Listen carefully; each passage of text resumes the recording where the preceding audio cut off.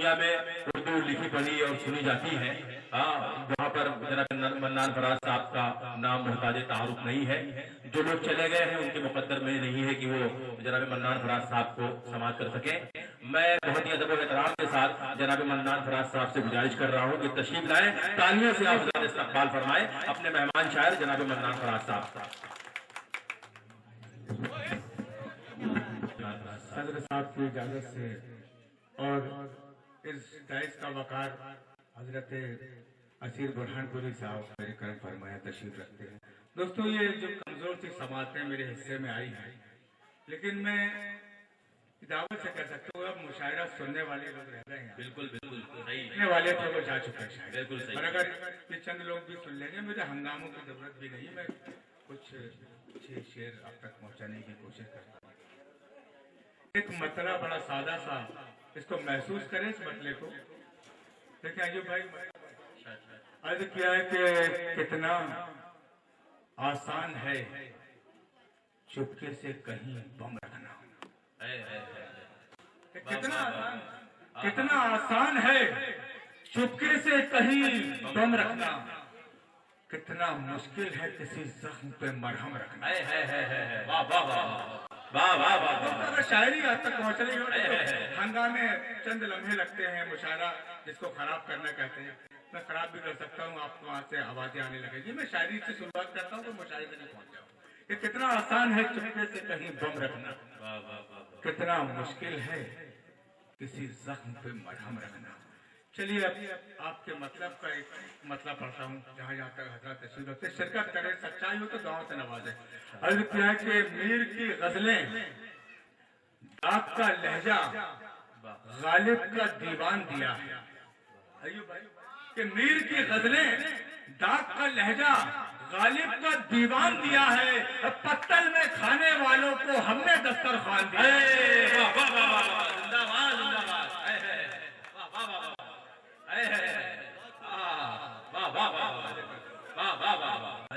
کہ میر کی غزلیں ڈاک کا لہجہ غالب کا دیوان دیا ہے، پتل میں کھانے والوں کو ہم نے دسترخوان دیا ہے۔ یہاں سے چار مصرے اور پڑھتا ہوں۔ حضرات یہاں سے سیاست کے حوالے سے بہت گفتگو ہوئی۔ عرض کیا ہے کہ وطن کے چاک دامن کو کبھی سلنے نہیں دیتی، علم بھائی کہ وطن کے چاک دامن کو کبھی سلنے نہیں دیتی، سکون و امن کے ہرگز کمل کھلنے نہیں دیتی۔ وطن کے چاک دامن کو کبھی سلنے نہیں دیتی، سکون و امن کے ہرگز کمل کھلنے نہیں دیتی۔ یہ ہندو اور مسلمان چاہتے تو ہے بہت، لیکن سیاست ان کو آپس میں گلے ملنے نہیں دیتی۔ یہ ہندو اور مسلمان چاہتے تو ہے بہت، لیکن سیاست ان کو آپس میں گلے ملنے نہیں دیتی۔ یہاں سے چار مصرے پیش کرتا ہوں۔ عرض کیا ہے کہ شرافت، ظرف، خودداری، وفا، انصاف، ہمدردی۔ کہ شرافت، ظرف، خودداری، وفا، انصاف، ہمدردی، محبت اور صداقت کا حسین پیغام لکھ دینا۔ شرافت، ظرف، خودداری، وفا، انصاف، ہمدردی، محبت اور صداقت کا حسین پیغام لکھ دینا۔ اور اگر پوچھے کوئی سچی حکومت جس کو کہتے ہیں تو ایک کاغذ پر بس حضرت عمر کا نام لکھ دینا۔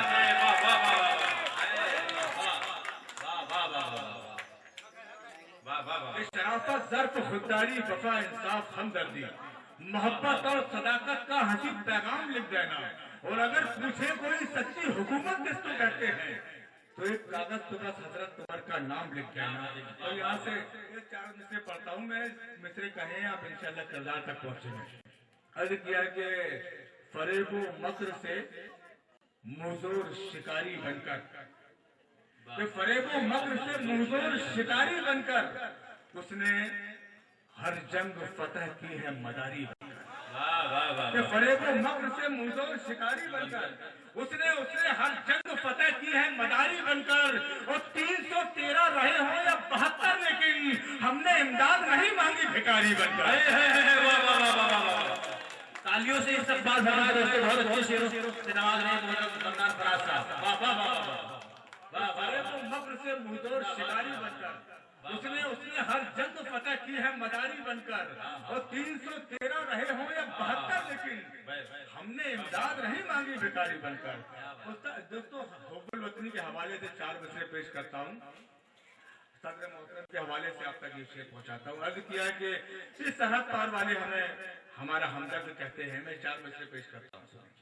عرض کیا ہے کہ کسی بھی قوم سے ہمدردیاں جتانے کو، کسی بھی قوم سے ہمدردیاں جتانے کو غلط بیان غلط بولیاں نہیں چلتی۔ کسی بھی قوم سے ہمدردیاں جتانے کو غلط بیان غلط بولیاں نہیں چلتی، اور تمہارے ملک سے بہتر ہمارا بھارت ہے، نمازیوں پہ یہاں گولیاں نہیں چلتی۔ زندہ باد زندہ باد زندہ باد زندہ باد۔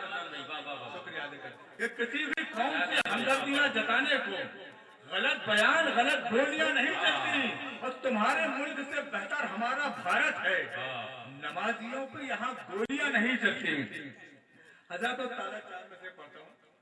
عرض کیا ہے کہ تیرے انصاف کی جھوٹی کہانی چیخ اٹھتی ہے، کہ تیرے انصاف کی جھوٹی کہانی چیخ اٹھتی ہے، ملی خیرات میں وہ حکمرانی چیخ اٹھتی ہے، کہ تیرے انصاف کی جھوٹی کہانی چیخ اٹھتی ہے، ملی خیرات میں وہ حکمرانی چیخ اٹھتی ہے، اور ہمارے قتل بھی ہو جائے تو چرچا نہیں ہوتا، تمہیں کاٹا چلے تو راجدھانی چیخ اٹھتی ہے،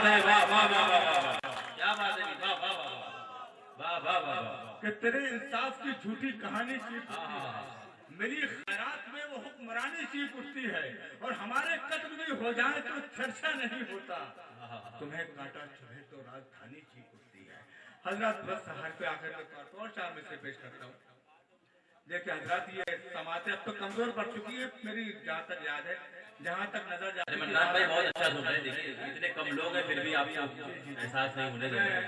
مظفر نگر کا سانحہ گزرا، یہ گجرات آسام، اور میں 4 میں سے پڑھتا ہوں۔ عرض کیا ہے کہ فصل ان لہلہاتے کھیتوں کی، جتنے لوگ بیٹھے ہیں کہ فصل ان لہلہاتے کھیتوں کی کاٹنے سے بھی کٹ نہیں سکتی، کہ فصل ان لہلہاتے کھیتوں کی کاٹنے سے بھی کٹ نہیں سکتی، اور جن پہ رب کی خصوصی رحمت ہو ان کی تعداد گھٹ نہیں سکتی۔ کیا بات ہے بھائی،